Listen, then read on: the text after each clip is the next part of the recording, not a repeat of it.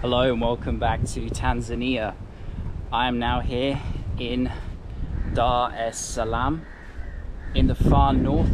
The city centre is all the way down that way. I'm staying at a place just here called MBEZI Beach, which is further in the north. Zanzibar, you cannot see it. It is in the far distance between these nearest islands. Now it's around 11 AM, it's very hot, the sun is beating down on me. It is not really the right time to go beach walking. I'm actually going to head all the way over to the city centre. I'm going to show you a little bit of it and grab my ticket for the ferry, which is going to take me to Zanzibar that way tomorrow. And then also in this video I'm going to explore just a little bit of the city here. A population of around 4 million, the largest city in Tanzania. It was once a fishing village, and in just sort of 100 years it has turned into the commercial center, although not the capital city. The capital is Dodoma, which is further inland. It was moved in the 70s to Dodoma, but still Dar es Salaam remains the heartbeat of the country.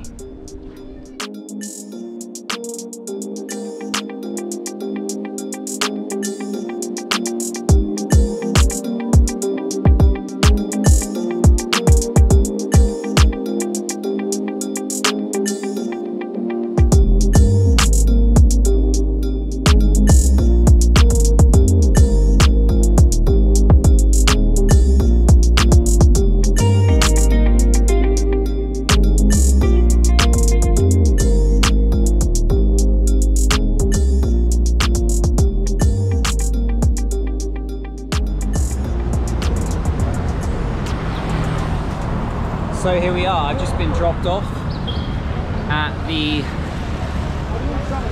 old part of Dar es Salaam, right by where the ferry leaves from and where the ticket office is. I am heading there now to buy my ticket to Zanzibar. I'm not sure how it compares to Nairobi in that in this area there's a lot of government buildings and that kind of thing, that they could get quite sensitive about filming, but I'm only doing a brief walk, so I shouldn't run into any issues. Now, I've been told when buying your ticket for Zanzibar you should be a little bit careful, because there are numerous touts who will tell you to come to this small office here and there, so you need to go to the official one, which is the Azam ferry, also known as Kilimanjaro, something like that. It has a proper office, so that is where I shall make sure I end up.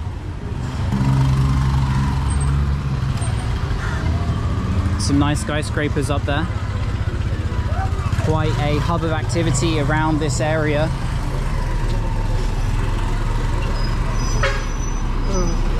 This looks like the official office for sure. Thank you very much.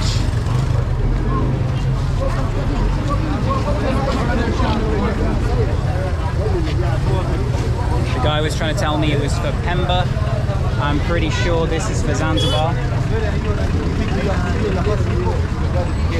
Ah.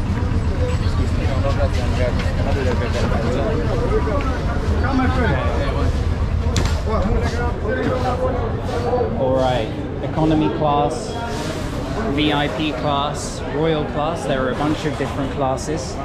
I'm just gonna inquire what is available. There are 4 times that it leaves a day: 7, 9:30, 12 and 4. So we will see. Here are the prices. The economy for non-residents is $35 US, VIP 60 and the Royal 80. I just realized there is a non-resident counter over here, so I will try my luck with this one.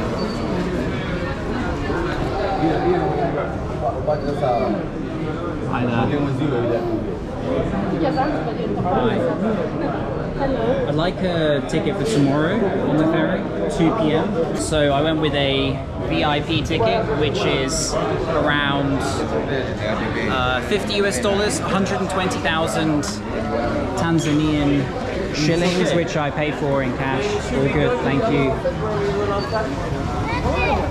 So now I'm going to get out of this area.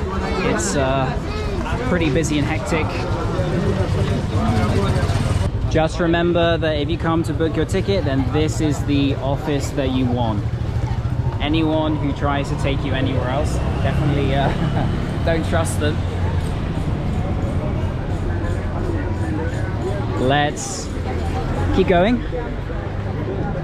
As it's around lunchtime now, I want to find a place to grab some food, perhaps one of the good restaurants in downtown. Just by the ticket office there, I missed it because it was behind me. That's St. Joseph's Cathedral, and it was built by German missionaries at the turn of the 19th century. Roman Catholic and Gothic in style. Quite a few churches in Tanzania, you'll see that Gothic style, which I didn't think existed in Africa, which is kind of cool. So I know which restaurant I want to get to, and it is way further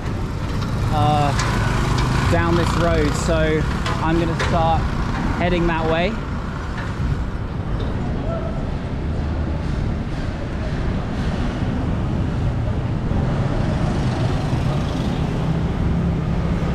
So this part of Dar es Salaam is known as Kisutu, which is the administrative hub and contains a lot of restaurants and office buildings. Well, I believe the office buildings might be just outside of it. I'm not 100% sure, but it is right by the ferry and has a lot of Hindu temples from what I've read. Influences of Swahili culture everywhere. And I think in this part of the city is where you'll find most of the oldest buildings, although I think many of them have probably been built only in the last 50 to 70 years maybe. Some of them, however, like the cathedral, dating back until right at the beginning of the 19th century. So while I walk through this area, I should probably talk a little bit about how I got here from the slopes of Kilimanjaro. I took a flight with Precision Air, which left from Kilimanjaro Airport.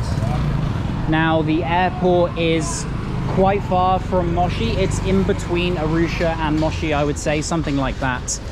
And I paid $50 or so, including checked luggage, and I only bought my flight the day before it left, so it didn't really affect the price too much, I don't think. And I was thinking about taking public transportation from there to reach Dar es Salaam, but then I, in the end, wasn't able to buy bus tickets and organize it beforehand from where I was staying, as it's far away from the center of Moshi. And so I then just decided to book a flight as it was easier. And the buses I would have had to have taken, probably if I hadn't booked the ticket beforehand, would have meant that I would needed to have transferred many different types of transportation from different cities, transferring, and so it just seemed a lot easier. I'd just done a journey like that from Kenya to reach Tanzania in the first place. The video where I talk about how I had to pay a fine at the border for overstaying my visa. Here we are. So this is the restaurant. It is called Chef's Pride. Looks fairly busy. Take a look at this food. Rice and meat, biryani, jollof, pilau, fish, mutton, chicken, and then curries here. Looks amazing. I'm spoiled for choice. So here we are. I have my table and I have my food. You go up to the buffet and you can kind of just point them what you want. And I asked the guy with me, you know, which one is the most authentic or Swahili for Dar es Salaam, and he said definitely the jasmine rice. So let's try the jasmine rice.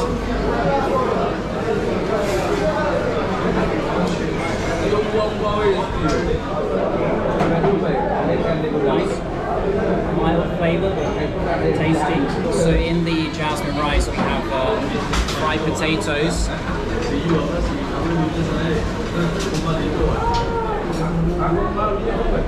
well as this, which is goat's meat.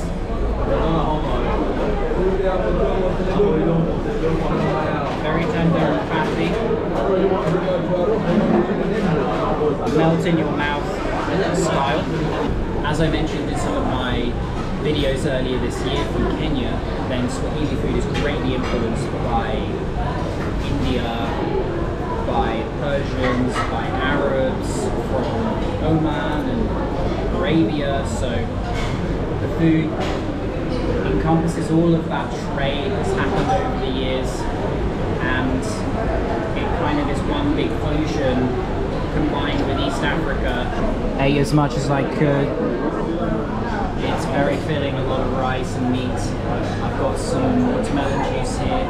There are many juices you can choose from. You can also pick up the Swahili coffee or tea, which I think I may do in just a moment.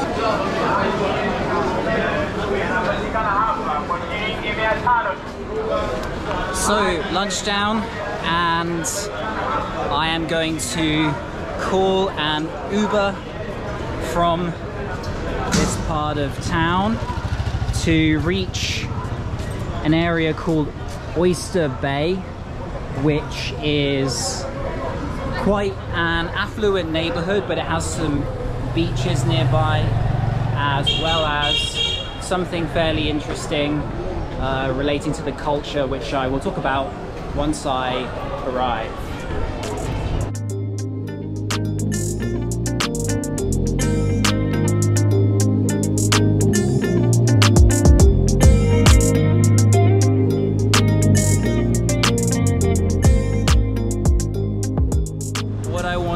To show a little bit of in this video was this area, which is full of Tinga Tinga style paintings.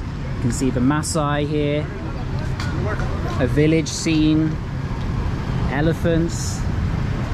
Now this style, it originates from Oyster Bay here in Dar es Salaam. Its founder, Edward Tinga Tinga, who it is named after. He was born in a village in rural Tanzania, but then moved to Dar es Salaam in the 60s. And the idea behind the style is using recycled parts, masonite, ceramics, and then the style is generally kind of typical African savanna scenes and villages, tribes. And so he gave birth to this entire style, and in this particular part of Oyster Bay you can find lots of them. So this is the Tinga Tinga style in action. So this is a tribe. See your paints here.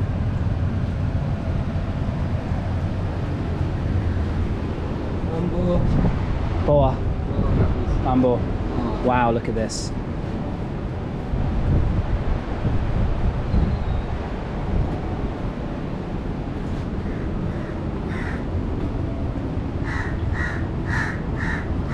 What are you painting on? What are you using? Oh, this one is a oil color, just to make a background. Oh wow, yeah. Okay. Yeah, you know, in the national park, you got sunrise and sunset. So this one I try to make the sunset because it's the evening, see? Okay. And you always use like recycled products and things like that? Yeah, yeah.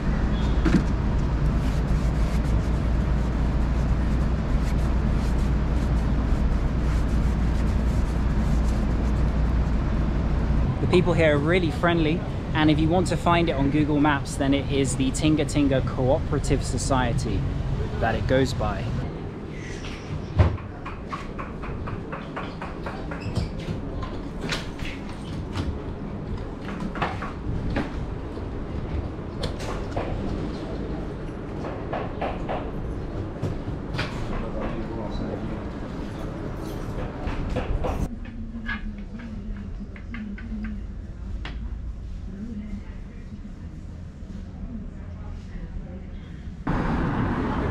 So I've picked up a few drinks mats to bring home because I cannot fit a huge Tinga Tinga painting in my luggage, on the plane especially. And now, down this road, it is a straight shoot, a short walk to Coco Beach.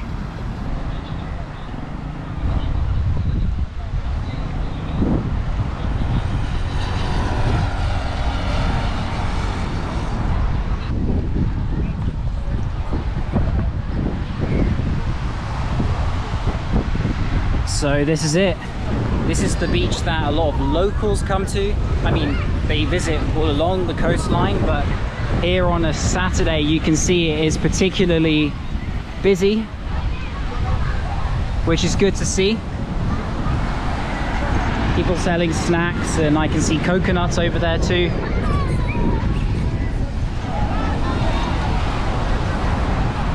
Dar es Salaam means haven of peace, and it gets its name from the history because the then Sultan of Zanzibar across the water was looking for a new summer palace, and he chose the sleepy fishing village on this side called Zaramo at the time. Unfortunately for him, he died before his palace was completed, but then when the Germans were here, they picked things up with trade, and eventually Dar es Salaam grew and grew until Tanzania's independence. It then lost some significance under Julius Nyerere because he favored a lot of agricultural development and took the emphasis away from the cities. But then since liberalism in the 90s and onwards towards the 21st century, Dar es Salaam has picked up once more.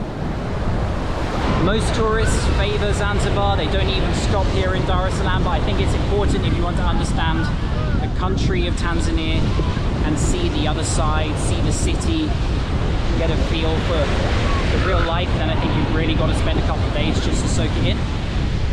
But if you're just looking for beaches and resorts, then you can obviously head straight to Zanzibar.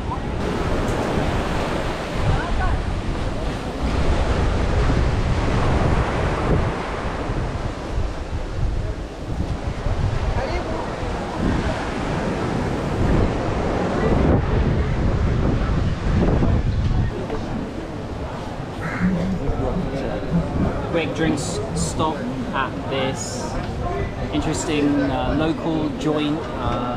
Here not so many tourists around, which gives it an authentic feeling, and also people selling stuff.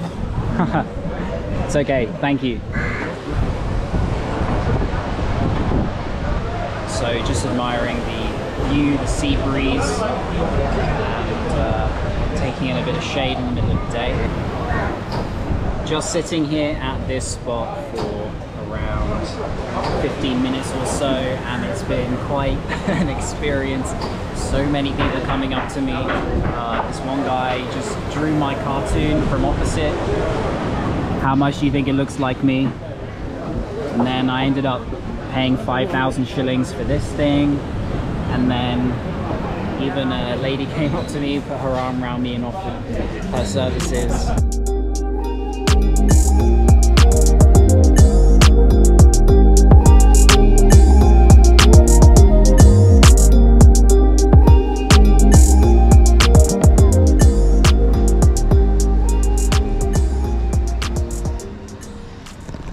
So across the Masaki Peninsula from Coco Beach to SLIPWAY. I am now walking through the Hotel SLIPWAY to reach the viewpoint. It's a beautiful old building with wooden balconies and colourful windows. Some gift shops and things down here. Heading towards the waterfront on the west side of Dar. Some nice places to sit and drink, fresh juices and a bar, and some gardens and benches here, yachts and sailboats ahead, the sun disappearing. Over there, still a while yet before the full sunset. It's hidden by the clouds.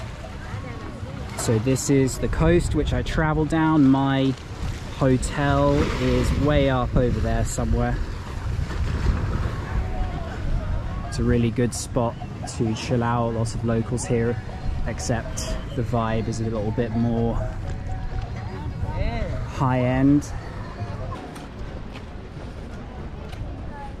The perfect place to end things here in Dar es Salaam. I know this wasn't the most detailed video of the city by any means, more just a casual one of me walking around and talking, but it's something, and it's worth stopping in for a day or two if you're heading to Zanzibar. In the next video, I'm going to be showing what the ferry journey is like, taking the VIP class, which is actually the middle one. The royal class, as I showed earlier, is the most expensive one, and then you also have economy. So it will give you an idea what it's like to make the crossing. And the sunset with Dar es Salaam here. Until then, peace.